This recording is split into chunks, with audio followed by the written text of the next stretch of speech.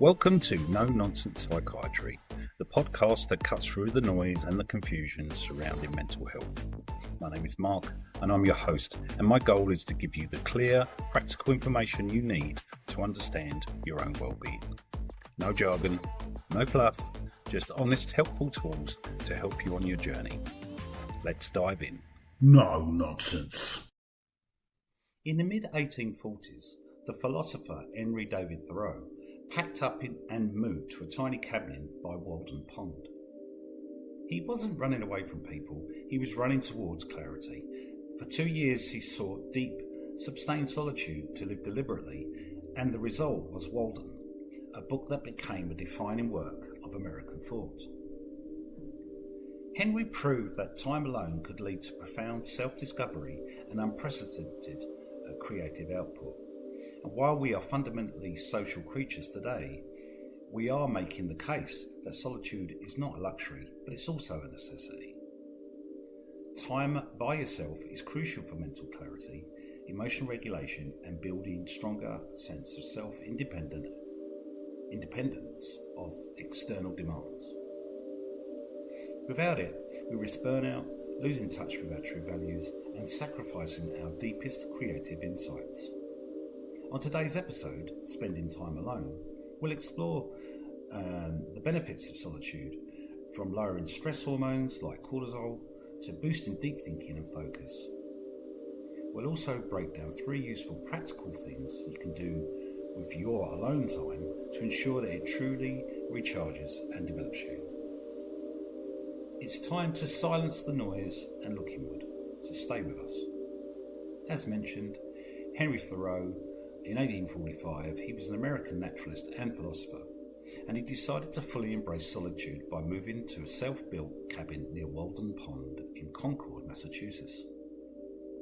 He spent 2 years, 2 months and 2 days largely living alone, dedicated to simple living, introspection and communion with nature.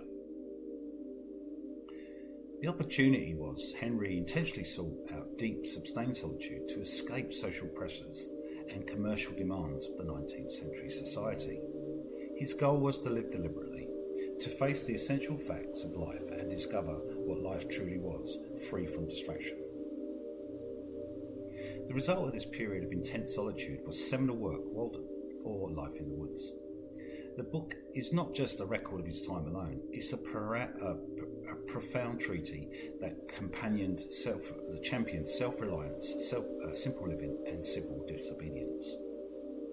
Henry's time alone allowed him to achieve key personal and intellectual breakthroughs. By stripping away daily societal noise, he was able to develop his philosophy and his individualism and the state. He clarified his belief that a man is rich in proportion to the number of things he can afford to let alone. The solitude provided the sustained focus necessary to observe the natural world in its meticulous detail and to draft and confine a complex, influential book, a creative output that would have been nearly impossible amidst the distractions of village life. He gained a deep understanding of his own needs and values, recognising that things society deemed essential, luxury, news, constant company, were actually barriers to this meaningful life. Henry's experience is an excellent example of how chosen solitude can lead to deep introspection, major output, and formation of lasting philosophy as a perspective. It is a crucial time by yourself because solitude is essential for mental clarity, personal growth and emotional regulation, and of course deep creativity. So while humans are social, totally agree with that, wouldn't want to be alone all the time. Time alone is necessary to process thoughts sometimes, recharge your energy and develop a strong sense of self-independent and from external influences. Constant social interaction and external stimulation, like noise, media, or other people's needs, are sometimes mentally exhausting. Solitude acts as that psychological reset button. It's for both introverts and extroverts. Time alone allows the mind to rest and replenish the energy in social situations, and this prevents burnout and mental fatigue. Being alone in a quiet, low stimulus environment allows the nervous system to calm down, which can lower stress hormones like cortisol. Solitude gives you that space to sit with your feelings, happy, sad, anxious, whatever they might be, without the pressure of having to immediately explain or justify them to others. And this is key really to emotional regulation.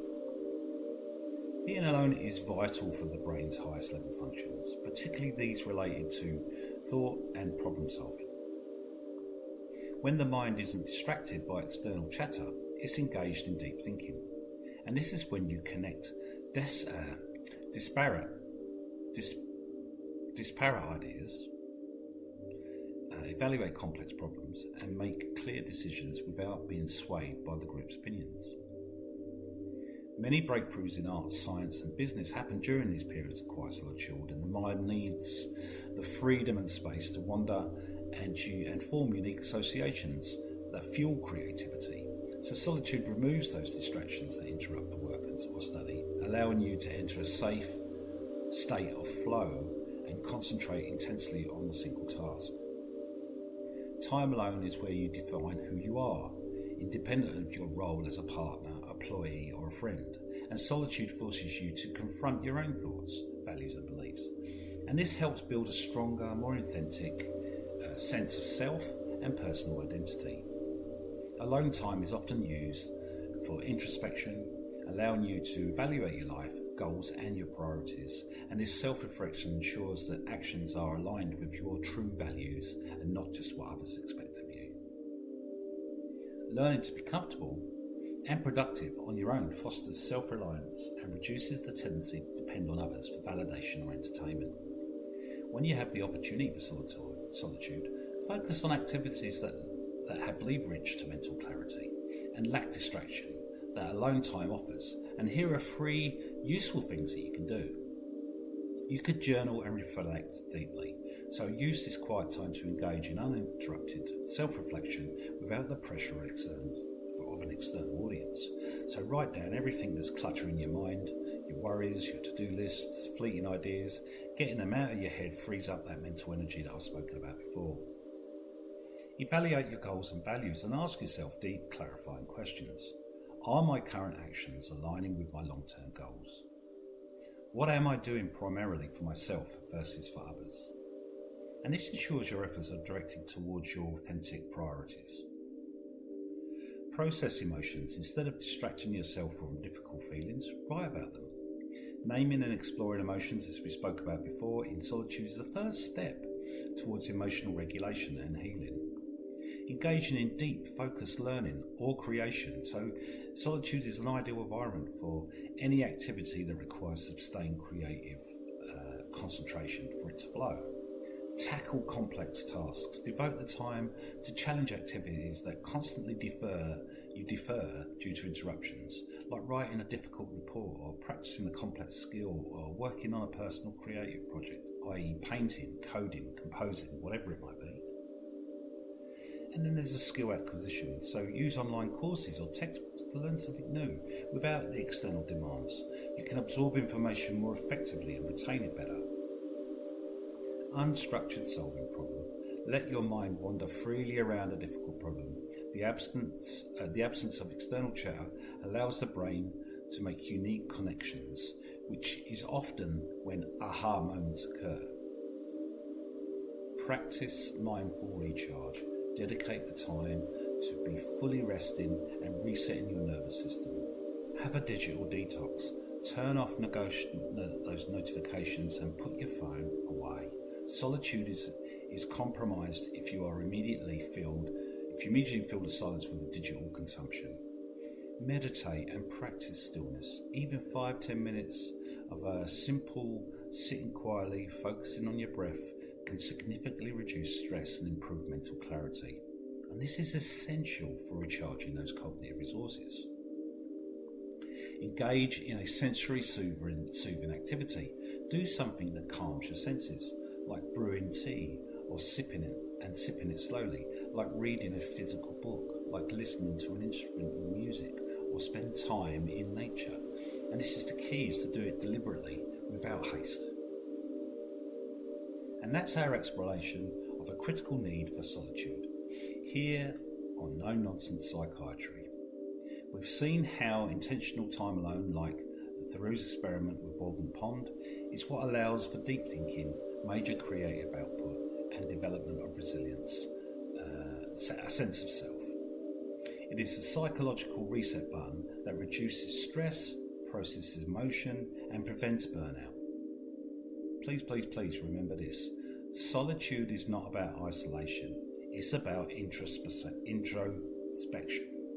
It's time you claim to discover your true values and align your life with your authentic priorities. So whether you take 5 minutes to meditate, an hour to journal and reflect, or dedicate a day to focus work, be sure to carve out that quiet space for yourself this week. Take charge of your alone time and practice deep reflection, engaging in focused creation, and committing to a full mindful recharge. Thank you so much for joining me on No Nonsense Psychiatry. Come to listen to us next time. Until then, be well and enjoy your peace. Before we go, if you found the podcast helpful, please share it with someone who might benefit from it. You can also support the show by subscribing and leaving a review. It only takes a moment, but it makes a big difference in helping us reach more people. Thanks for listening, and I'll catch you in the next episode of No Nonsense Psychiatry. No nonsense.